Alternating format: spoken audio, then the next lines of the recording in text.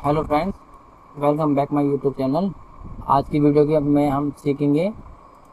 अब payment voucher के लिए हम वाउचर में जाएंगे।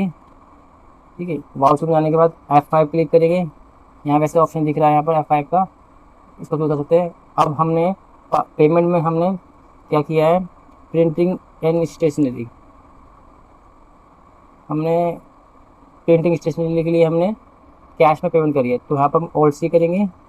प्रिंटिंग एंड स्टेशनरी का एक्सपेंस का वाउचर क्रिएट नहीं, वाउचर नहीं लाल क्रिएट करेंगे और हम यहाँ पर इसे डायरेक्ट एक्सपेंस डालेंगे और यहाँ पर हम सेव कर देंगे। और हमने प्रिंटिंग स्टेशनरी के लिए हमने दिए थे 2500 रुपये, यहाँ एंटर करेंगे। अब आपने कैश दिया है, बैंक दिया है, कैश दिया है तो कैश यहाँ क्रेडिट हो जाएगा। ठीक है, और बीइंग कैश पेड फॉर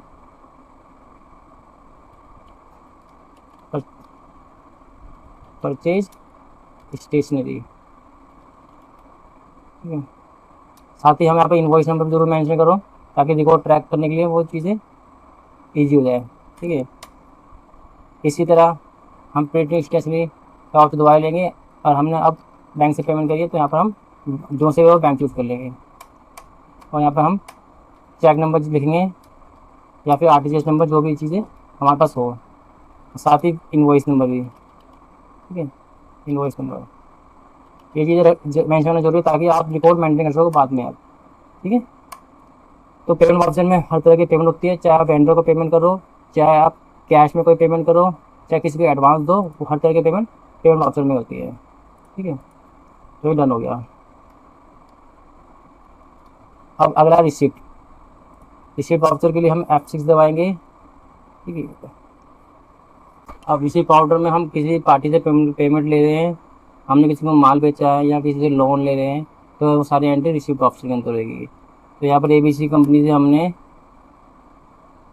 10,000 रुपये, सॉरी 20,000 रुपये मैंने ले लिए। अब कौन से बिल का अगेंस्ट लिया वो बिल हम मेंशन करोगे। ठीक है, अदरवाइज फिर ऑन अकाउंट डाल दोगे अगर मैं आपको बिल नंबर नहीं पता। उसके बाद कौन से बैंक में पैसा आया है वो बैंक यहाँ पर टैब हो जाएगा और यहाँ पर आप जिस बैंक का चेक आपके पास रिसीव हुआ है, जिस बैंक की ट्रांजेक्शन आई है वो यहाँ पर आप मेंशन कर दोगे। साथ ही नरेशन में भी लिखोगे रेफरेंस नंबर। तो प्रॉपर अकाउंटिंग के लिए ये चीज़ें मेंशन करना जरूरी ताकि आपको बाद में पता लग जाए कि किसके अगेंस्ट पैसा आया था, रेफरेंस नंबर के साथ, क्योंकि ये चीज़ें रिकॉर्ड आगे जाकर कई सालों के बाद आपको दिक्कत नहीं करता। कई सालों के बाद ये वापस आप ट्रैक कर सकते हो। तो यहाँ पर रेफरेंस नंबर मेंशन जरूर करो। साथ ही वो पैसा किस लिए आया है, आपने लोन लिया है या फिर कोई परचेज अगेंस्ट आया या सेल के अगेंस्ट आया है, वहाँ पर प्रॉपर मेंटेन करो। ठीक है, ये एंट्री हो गई। अब इसी तरह पेमेंट कैश में आई है तो अमन एवेजिस या फिर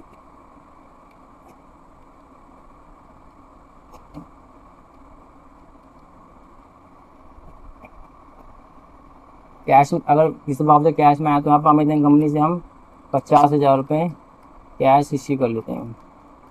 ठीक है, कैश अकाउंट यहाँ पर ऐड हो जाएगा और यहाँ पर लिख दोगे कि किस बिल के अगेंस्ट आया है।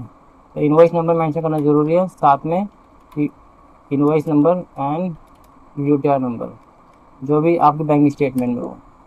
ठीक है, तो जितनी रिसिप्ट की एंट्री होती है, चाहे वो कैश हो या बैंक हो, वो सिर्फ रिसिप्ट ऑप्शन में ही एंट्री होती है। ठीक है, तो ये रिसिप्ट की